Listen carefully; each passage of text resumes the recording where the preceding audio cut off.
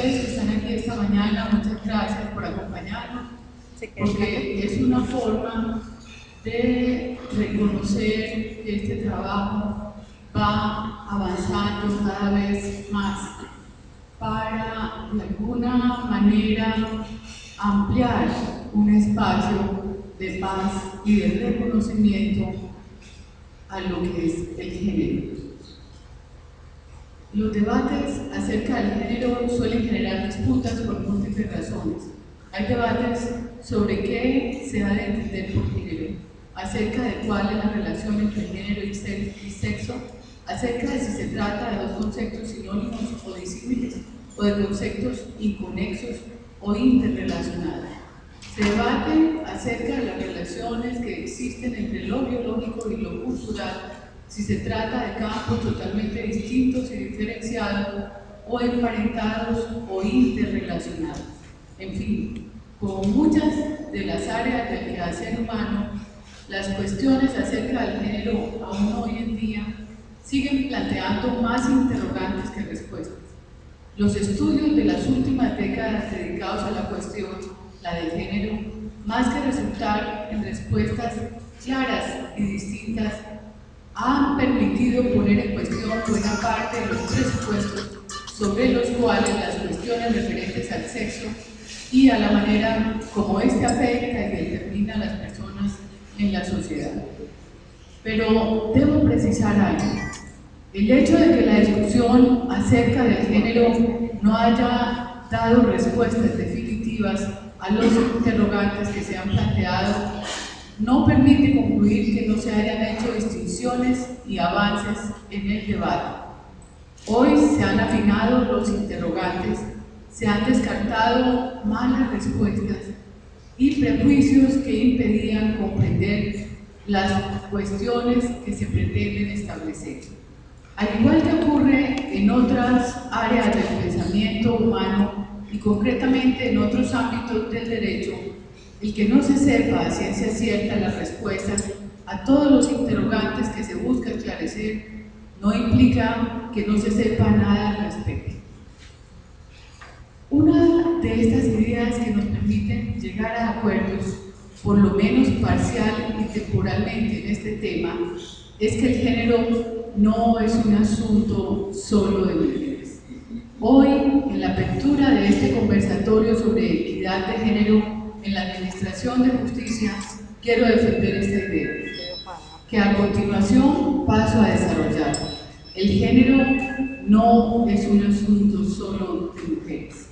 La palabra género no es ajena a nadie en el presente auditorio. De hecho, es una palabra que no es ajena a nadie que haya tenido que aprender un idioma como el español. Desde los primeros años de la escuela se nos advierte que todas las cosas de la realidad son capturadas por el lenguaje mediante palabras. Pero también se nos advierte que cualquiera de aquellas palabras puede ser vista y clasificada a partir de dos criterios, a saber, el número y el género. Es decir, de las palabras que se usan para hacer referencias al mundo, siempre se puede hacer dos preguntas. Una acerca del número, que es una expresión singular o plural, y otra acerca del género, masculino o femenino. El agua, la sal, la esperanza, los vientos, el camino. En fin, siempre puedo saber el número de las palabras y de qué género son. El elemento característico de la expresión género, en muchos de sus usos posibles, se centra en un aspecto determinante: identificar a los de una clase, a los de un tipo. Así, por ejemplo, en el ámbito del derecho de bienes es posible hablar de cosas, ya no de personas, que pueden ser de género o de especie. En estos casos, cuando se dice que un bien es de género, se quiere señalar que es de un tipo, de una clase.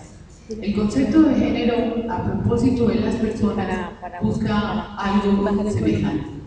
Pretende establecer clasificaciones como femenino y masculino con el propósito de agrupar a las personas bajo estos conceptos. Así, los documentos oficiales suelen identificar a las personas, entre otros criterios, a partir de su género. Ahora bien, que el derecho clasifique a las personas en estas categorías tiene un efecto mayor que el del lenguaje. En efecto, si la categoría de género es relevante en el derecho, implica que es un criterio de agrupación, de clasificación, con base en el cual se definen y determinan consecuencias jurídicas. En otras palabras, así como en el lenguaje es importante hacer la clasificación por razones lingüísticas, en el derecho las clasificaciones en razón al género buscan establecer esas consecuencias jurídicas a las que nos hemos referido en términos de derechos y deberes a las personas por el hecho de pertenecer o no a determinado tipo o grupo de personas. Pero el único efecto jurídico de la noción de género no solo es el de clasificar a las personas según una categoría y otorgarles consecuencias jurídicas al hecho de pertenecer a una u otra. El concepto que sea el género en una sociedad concreta también puede servir para excluir a ciertas personas, específicamente a aquellas que no pueden ser clasificadas según los parámetros normales de la sociedad. Así, una persona considerada hermafrodita o intersexual puede preguntarse: ¿qué soy? ¿Qué ha de decir en la casilla de sexo en mi cédula y en mi pasaporte? ¿Qué es entonces abogar por una perspectiva de género en términos judiciales? Retomando las ideas de la etnóloga Marta Lamas, que señala la perspectiva de género implica reconocer que una cosa es la diferencia sexual y otra cosa son las atribuciones, ideas, representaciones y prescripciones sociales que se construyen tomando como referencia esa diferencia sexual. Quizás encontremos respuestas. A las personas de acuerdo con el género según el cual son clasificadas se les representa de una u otra manera. Se les atribuyen características o concepciones determinadas. Se considera que son diferentes, que tienen ciertas condiciones y en muchas ocasiones cargas, derechos o deberes específicos. Es en este punto donde toda persona dedicada al quehacer judicial tiene la obligación de considerar el género. Es decir, en el orden constitucional vigente, alguien que desempeñe como juez de la República está obligado a ser sensible, a tener en cuenta la manera como se afectan los derechos y los deberes de las personas de acuerdo a cómo éstas sean clasificadas según su género. Ahora bien, es preciso aclarar dos cuestiones. Lo primero, no toda distinción a partir del género que se adjudique socialmente a una persona es relevante en términos jurídicos. Son relevantes aquellas distinciones que se establecen con base en la clasificación de género en tanto ésta afecte los derechos y los deberes de esas personas. Segundo, no toda clasificación por género que tenga un impacto sobre el alcance y definición de los derechos o deberes de una persona está proscrita o excluida del derecho. No toda distinción que se haga en el ordenamiento jurídico con base en el género está prohibida dentro de ese ordenamiento. Como lo establece la Constitución política, todas las personas nacen libres e iguales ante la ley. Recibirán la misma protección y trato de las autoridades y gozarán de los mismos derechos sin ninguna discriminación por razones de sexo. Por discriminación se da a entender entonces una diferencia de trato irrazonable. Esto es, que no encuentra sustento constitucionalmente. Por supuesto, también puede ocurrir en el caso contrario, es decir, cuando se da un trato igual a pesar de que las condiciones propias de la persona son distintas y exigían un trato diferente. Es decir, la perspectiva o la mirada de género que ha de tener toda persona que sea juez de la República implica dos o tres cosas por lo menos. La primera, ser sensible a las diferencias de trato que se establecen entre las personas con base en el género. La segunda, determinar si éstas tienen impacto sobre los derechos y deberes de las personas y si las mismas encuentran un sustento razonable en el orden constitucional vigente o no. Claro, decir esto en términos generales puede parecer simple y sencillo, pero sin duda alguna la dificultad se encuentra en cada caso concreto. Surgen varios interrogantes prácticos como los siguientes. ¿Cómo es posible establecer en un debate judicial específico si se está ante un caso en el que el género sea relevante? Es decir, se está frente a un caso que puede ser considerado de género. ¿Cómo reconocerlo? El que en un proceso judicial implique un caso de género tiene consecuencias en cuanto al trámite mismo del proceso y decir así, ¿cuáles?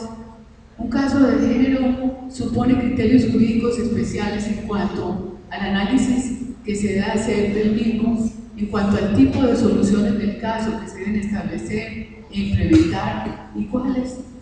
Todas las preguntas anteriores tienen respuesta. Existen criterios para establecer cuándo un caso es de género, así como también existen pautas para adelantar un procedimiento judicial en tales eventos y criterios de análisis y parámetros de solución. A ellos quizás se refiera más tarde la doctora Lucía Velázquez. Sea cual sea la persona que ejerce como juez, está llamada a contar con los criterios que normativa y judicialmente se han ido desarrollando por los diferentes poderes públicos para tener una mirada de género, que le permitan detectar las discriminaciones que con base en tal clasificación se hagan, evitarlas y proteger a quienes las padecen.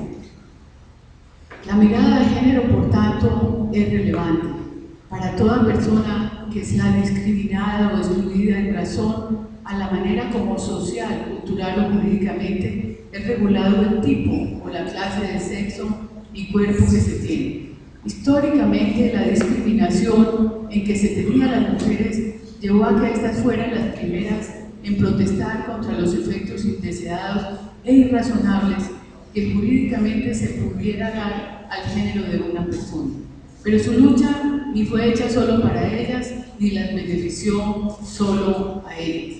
El feminismo, como recientemente se refirió a él, Judith Butler, consiste en no oponerse a la discriminación de las mujeres, a todas las formas de desigualdad basadas en el género. Una política que tome en cuenta las restricciones impuestas por el género en el desarrollo humano.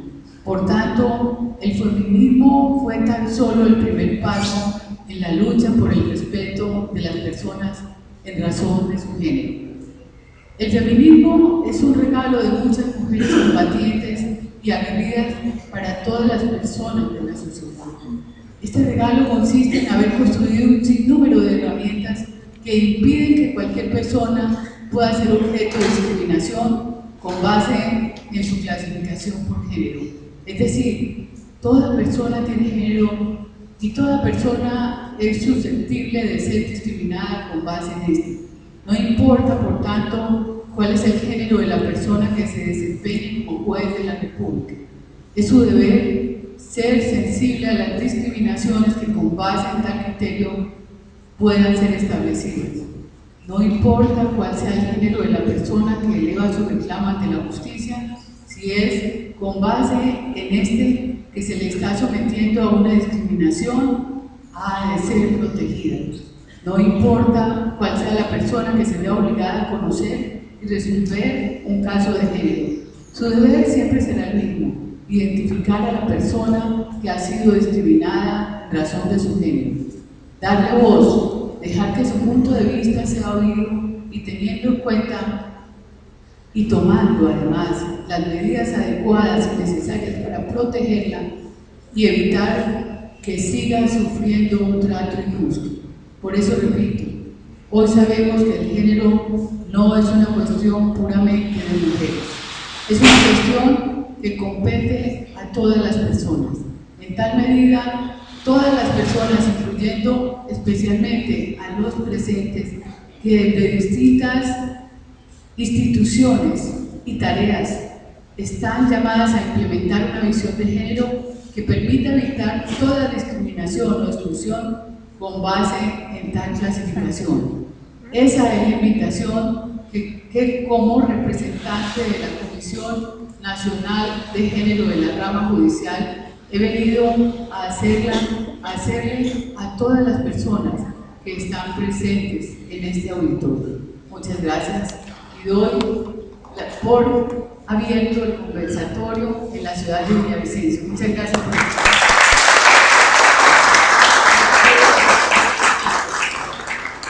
A continuación estará con ustedes el doctor Jorge Antonio Castillo Rugeles, quien funge como magistrado encargado de la sala administrativa del tema de género, actualmente miembro también de la comisión de género y es magistrado pues, actual en la sala administrativa, doctor Jorge. Muchas gracias.